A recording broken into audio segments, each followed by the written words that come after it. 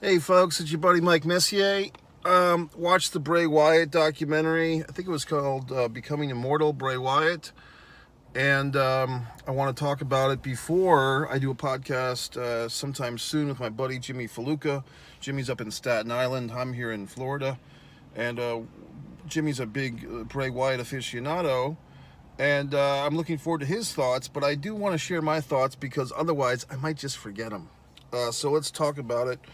If you haven't seen it, I do recommend it, and I do feel as if we're on the verge of seeing Bray Wyatt return in some form. Basically, his brother, I think, is going to carry the torch of Uncle Howdy. Basically, if you watch the entire documentary and you stick around and watch the end credits, you see a lantern kind of glistening, and then you see basically a foreshadowing visage of Uncle Howdy, which was the guy we knew as Bo Dallas. And I think that would be great.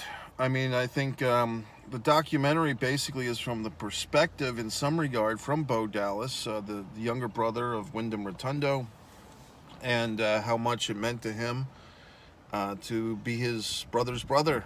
And of course, we know they are the sons of Mike Rotundo, the nephews of Barry Windham, and also Kendall Windham. We forget about Kendall sometimes. And also the grandsons of Blackjack Mulligan. And what an esteemed wrestling family. And we get to meet this family in ways we haven't before. We get to meet Bray Wyatt's mother. Obviously, she's Barry Windham's sister. Barry Windham was one of my favorite wrestlers. Folks, I've been watching wrestling so goddamn long. I saw Blackjack Mulligan wrestle in person, okay? I saw his son wrestle, I saw his son-in-law wrestle, and I've lived through the entire life of Bray Wyatt. And it seems like in this gentleman's 36 years, he did accomplish a lot. I'm not going to give the whole Bray Wyatt history here. Watch the documentary. And, you know, WWE, for all its faults, and there are many, they do a nice job of reflecting upon a recently passed compatriot. We've seen over the years many Eddie Guerrero retrospectives paying homage. Even the Von Erichs DVD they did 15 years ago was very well done and respectful. This one, I don't know. I mean, for the modern fan, for the young fan now, this is going to hit you hard, folks. For the young wrestling fans, welcome to the club. You know, for the fans that have been around for a while, we've seen our Eddie Guerreros come and go. We've seen our Brian Pillmans come and go. The Von Erichs, obviously. Bruiser Brody. We've seen, the Grand Wizard of Wrestling. We've seen these characters or these people that you build a bond with. Obviously, it's a one-way bond for the most part. They're on television, we're watching, or they're in the ring and we're watching. But there is some give and take, and probably in pro wrestling more so than any other sport or activity or traditional film stars or TV stars. There's quite an interaction with all the conventions and autograph signings and just the nature of pro wrestling. A good portion of the competitors or the people involved in pro wrestling were once fans themselves. It's just a different breed for the non-wrestling fan. They'll never fucking understand. So we go into this, and it kind of rips your heart out as we dig deeper into the doc. And when the family is describing the passing of Bray Wyatt, it's I wouldn't say traumatic, but I would say, if you've been through the loss of someone close to you, you're going to realize what this is like, what this poor family is going through. And if you haven't, well, you're going to learn, because you do kind of feel like you're right there with the people. Bray's mom, his ex-wife, his fiance JoJo, the ring announcer. Bray had a total of 4 children, 2 with his ex-wife and 2 with his fiance when he passed away. And it's pretty traumatic, to be honest with you, because you do feel that you do get a picture, at least I did, coming out of this 2-hour documentary of what this guy was like in some regard. Did they sanctify him? Perhaps a little bit. And that's typical of when you do a eulogy or a documentary on someone that's passed away. For the most part, you concentrate on the good stuff. there's nothing you can say now to, help them improve their personality, okay, because they're not with us anymore. But like I said earlier, I mean, it does feel like there's some creative stones unturned here. And watching this thing, knowing that the WWE did not really do a whole lot with Bo Dallas, and they gave him this kind of weird, what was that motivational character he did? The Bo, you can do it, or Bo Dallas, or whatever the fuck. Basically, you feel like, yeah, I wouldn't really mind if Bo Dallas picked up the mantle of this horror wrestler from his brother. And it seems like the dynamic of the two was that, the big brother kind of led the way into a lot of things. And but Bo was right there with them, and for whatever reason, it kind of became almost a Randy Savage, Lanny Poffo thing, where, Bo was in the shadows of Bray, but Bo's still a young guy now. I guess he's probably 35 himself at this point, 34, 35, so he still has a good run left in him. And I just have a feeling we're going to see something at WrestleMania, to be quite honest, if not WrestleMania, the Monday night after at Raw. I feel like we're going to see the reemergence of Uncle Howdy, and they're going to take some of these characters, and with some of the people involved in WWE that we meet in this doc, the Rob Fee guy, seems like he's on it, and the costume buddy of Bray Wyatt seems like he's on it, and it seems like this whole doc, in one way or another, is promoting Bo Dallas to kind of take over this legacy. And I'm not really opposed to it, to be honest with you. A lot of times I would have an opinion like, let the dead lie, or, do your own thing, Bo Dallas. But I do feel like he's his brother. They were pretty close. And, he was doing Uncle Howdy towards the end there, Bo Dallas. So I feel like it's okay. Like, I feel like I'm kind of into it. And if some of the profits from some of the marketing, if they make masks from Uncle Howdy, or if there's new characters or adaptations on some of Bray's creations, I think I would support that. I would be happy to see that, because there's 4 kids to feed here in this family, and, what the hell. As far as other elements of the doc, the town they lived in Florida, I live in Florida. I never heard of this town, but I haven't been in Florida very long, comparatively, but this little town that they're from, the Rotundas, very interesting. Seeing footage, the documentary tells you several times you're seeing footage from the WWE archives that have never been released before. So we see some of this Florida Championship Wrestling material, some of the infamous promo classes that we've heard of as wrestling fans for years. We're kind of seeing some of these clips from these early Bray Wyatt days in the promo class. They go into the story of, unfortunately, in late 2020, his friend, I believe the gentleman's name, John Huber, a.k.a. Luke Harper, a.k.a. Brody Lee. That very, in some regard, reminiscent of when Eddie Guerrero passed away, and then the gentleman formerly known as Chris Benoit had that whole situation. Not to compare these 4 gentlemen, I guess I just did, but just the friendship. It seemed like Bray was never quite the same after the passing of John / Luke, and it's sad, and we get to see the Braun Strowmans, the Eric Rowans. So I'm really seeing in my mind's eye here, folks, and we'll find out, because I'm taping this on Friday. I guess it is April 5th, 2024. WrestleMania is coming up Saturday and Sunday.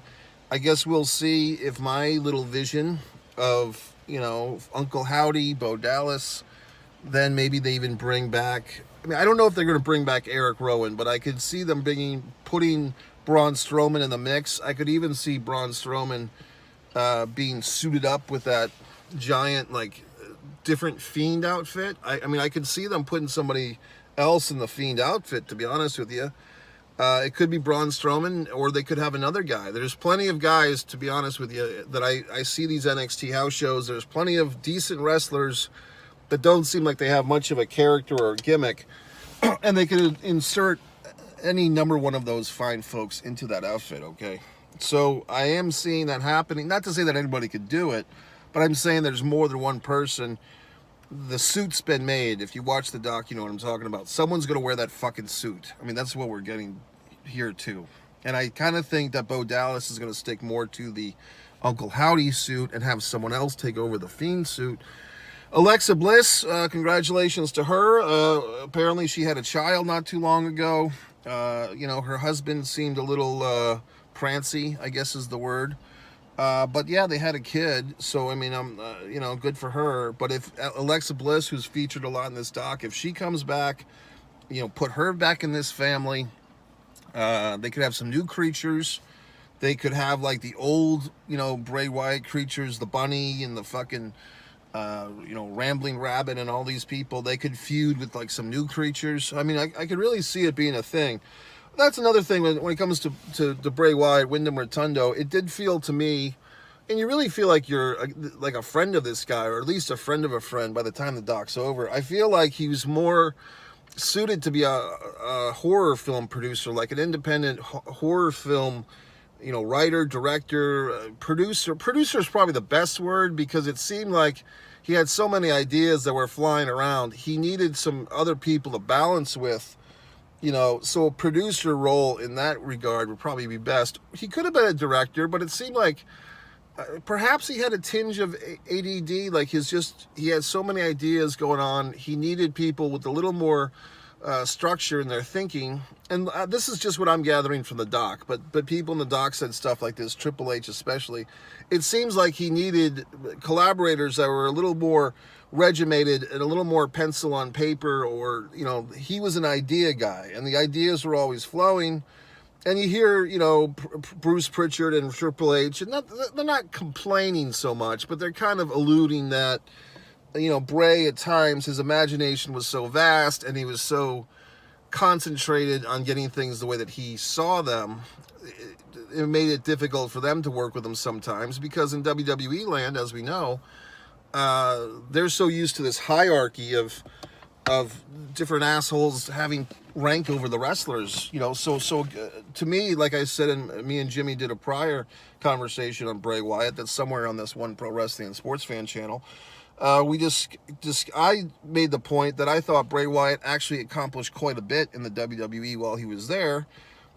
Jimmy was saying that they didn't really realize his potential, but I kind of think of those years that Bray Wyatt was on the main roster of WWE, he probably did more creatively that he wanted to do than anybody else, if you think about it, because a good portion, if not all, but I mean, Bray Wyatt wanted to do the Bray Wyatt character. He wanted to do, you know, this cult leader. And then my personal favorite was the Firefly Funhouse, the parody of the Mr. Rogers. I thought that was his best work.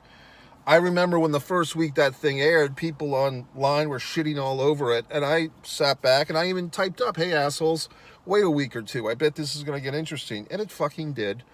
Okay, and then The Fiend, you know, The Fiend was interesting too. Yeah, The Fiend was great. I mean, I just, of the three, I see it as three distinct characters. I see it as the cult leader Bray Wyatt, the Mr. Rogers talk show host, like the Pee Wee Herman, you know, the Funhouse host, and then I see The Fiend, and I would definitely say that the Funhouse guy is my favorite, and then, but the other two were pretty damn good too. I think The Fiend, perhaps, because, unless my memory is mistaken, he didn't really speak a whole lot. That was kind of like the final boss of the three. I dug it, but I didn't quite, because like you know, like even the doc says, it's hard for him to actually wrestle. They do get into the stuff where they did Scorched Earth, you know, Randy Orton kind of burns this character alive, stuff like that. I mean, I think as far as modern day, you know, last 3 or 4 WWE years, this is about as close as behind the curtain as we're going to get, folks. And the frustration of a creative guy working within a system, you know, another thing that's interesting to me. Interestingly enough, you know, notorious by his absence, Vincent Kennedy McMahon, he had a puppet named after him. There's no sign of the Vince puppet. There's no sign of Vince. Vince's name is not spoken in this documentary, which I found was interesting. So overall, folks, I did enjoy it. It was 2 hours and 2 minutes long. I started watching it last night at like 3 in the morning, watched the first hour. went to slumber, woke up, and I told myself, you know, I have to discipline myself. A lot of times I get all these goddamn various YouTube videos stuck in my head, and I'm like, let me just start the day finishing what I started last night or this morning, this Bray Wyatt doc. So I watched the rest of it. And I'm telling you, folks, I think it's quite possible. And in fact, I will predict, you know, not that it's a big, it's obviously a clue that they're going to bring back, you know, Bo Dallas is going to bring these characters back. Will Bo actually be the worker bee? Will he be wrestling, or will they get other guys? Like I said, there's so many guys that they can plug into these costumes, because it's really, to be honest, it's more about these costumes and one person being the mouthpiece. You know what I mean? And but the whole template's already there, and Bray set this whole thing up. He had his little world of dark fantasy. And I think another thing that Triple H said a few times, and he said this before, is, you know, how do you wrangle that type of creativity in the horror realm into pro wrestling?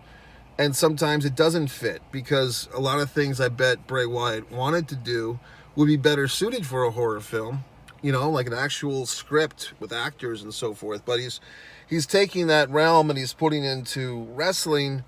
And yes, it can work, because the fun thing about pro wrestling or WWE or whatever the fuck is that some of these things can work, but some of them don't. And sometimes it is like, okay, we could do 45 minutes of Bray Wyatt, you know, gothic horror, but we have to get a Miz wrestling match in on the same show. So, I mean, they have to balance this stuff. All right, folks, I'm going to get going. It's Friday before WrestleMania. Like I said, me and Jimmy will do a deep dive on this. If you're looking for more, I've gotten some more subscribers recently.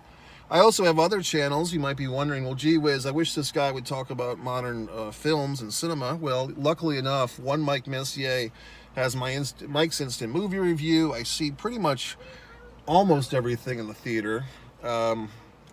Recently saw the Matrix re-release, saw the Godzilla and Kong thing. All my reviews are kind of similar to this. I sit here and I speak to you.